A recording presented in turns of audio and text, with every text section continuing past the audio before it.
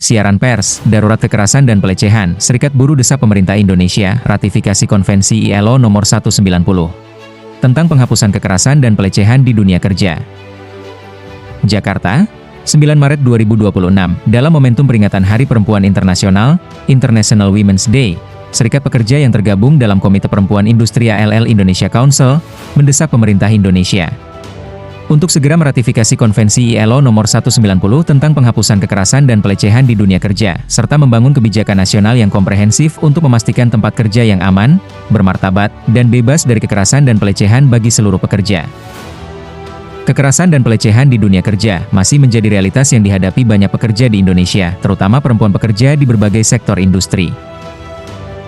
Menurut berbagai studi global, lebih dari 1 dari 5 pekerja di dunia pernah mengalami kekerasan atau pelecehan di dunia kerja, dengan perempuan pekerja menghadapi risiko yang lebih tinggi terhadap kekerasan berbasis gender termasuk di dalamnya pelecehan seksual.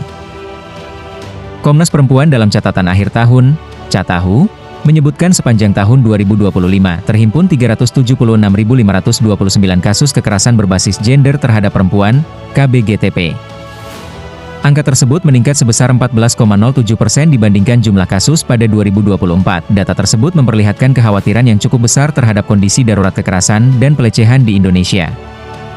Dalam konteks dunia kerja, banyak kasus kekerasan dan pelecehan di dunia kerja tidak dilaporkan karena pekerja takut kehilangan pekerjaan, mengalami stigma atau tidak percaya bahwa mekanisme pengaduan di tempat kerja akan memberikan perlindungan yang memadai. Situasi ini menunjukkan pentingnya kerangka hukum nasional yang kuat untuk mencegah dan menangani kekerasan dan pelecehan di dunia kerja. Undang-Undang No. 12 Tahun 2022 tentang tindak pidana kekerasan seksual masih belum cukup memberikan perlindungan di dunia kerja. Indonesia membutuhkan kerangka hukum yang lebih kuat untuk mencegah dan menangani kasus-kasus tersebut.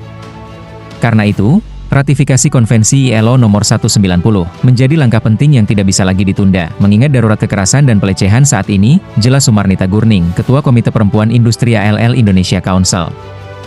Konvensi ILO nomor 190, yang diadopsi pada tahun 2019 oleh Organisasi Perburuhan Internasional, merupakan standar internasional pertama yang secara khusus mengakui hak setiap orang untuk bekerja dalam lingkungan kerja yang bebas dari kekerasan dan pelecehan.